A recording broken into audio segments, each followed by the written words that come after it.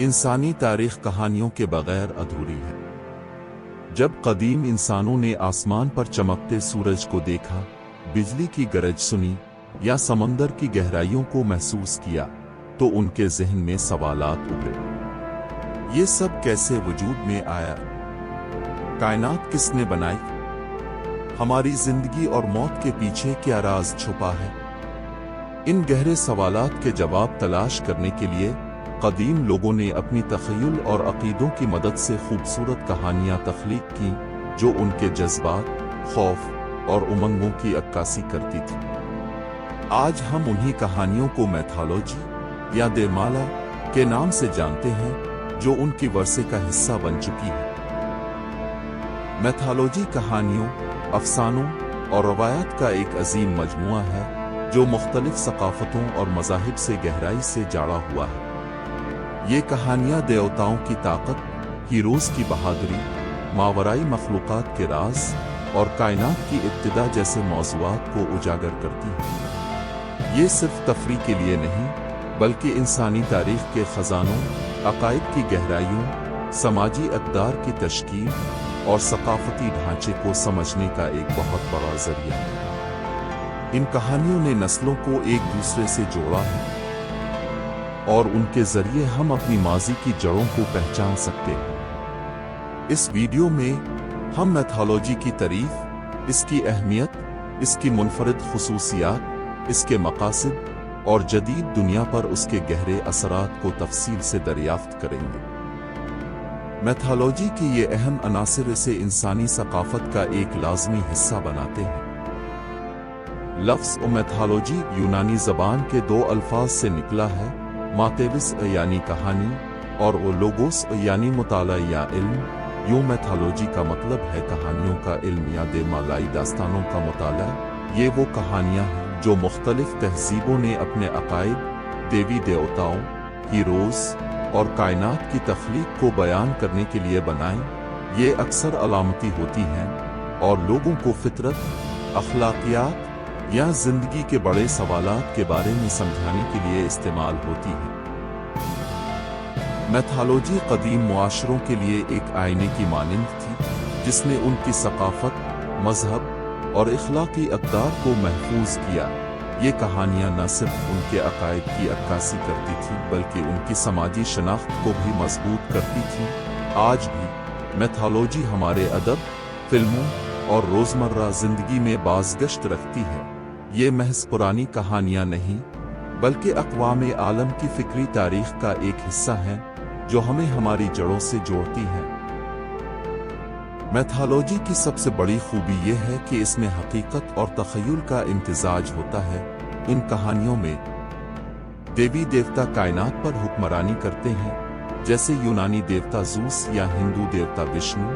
ये ताकत उनके अजीम किरदारों को और भी नुमायां करती है। हीरोज़ अपनी ताकत और कुर्बानियों के ज़रिए लोगों के दिलों में जगह बनाते हैं, जैसे हरकुलेस या राम। उनकी बहादुरी आज भी हमारे लिए सबक है। कुदरती मुज़ाहिर जैसे बारिश, बिजली या ज़लज़ला को देवताओं या मावराई कुव्वतों से जोड़ा जाता है, जैसे नौरसी देवता थोर की गरज, जो फितरत के राज को समझाने का ज़रिया बनती है। मैथोलॉजी सिर्फ कहानियाँ सुनाने का ज़रिया नहीं थी, बल्कि इसके गहरे मक़ासिद थे। कायनात की वज़ाहत, कदीम इंसान ज़मीन, आसमान और ज़िंदगी की इब्तिदा को समझना चाहते थे, जैसे मायान की पॉपुल या मेसोपोटामियाई इनोमा इलश। ये उनके इल्म की तलाश को ज़ाहिर करता है। इख़लाक़ी तालीम, कहानियों में नेकी और बदी की कशमकश के ज़रिए सबक दिया जाता था, जैसे रामायण में राम की रावण पर फतह, जो हमें रास्तबाजी का सबक देती है। सक़ाफ़ती शनाख्त, हर कौम ने अपनी मैथोलॉजी के ज़रिए अपनी मुनफरिद शनाख्त बनाई, जैसे सीलटक या जापानी रवायात, जो उनकी वर्से की अक्कासी करती हैं। मजहबी बुनियाद, अक्सर मज़ाहिब के बुनियादी अक़ाइद उन्हीं कहानियों से जुड़े होते हैं, जैसे शिंटू या ईस्टेक रसूम, जो उनकी रूहानी ज़िंदगी को मजबूत करती हैं। मैथोलॉजी और जदीद दुनिया, आज के साइंसी दौर में मैथोलॉजी की अहमियत कम नहीं हुई।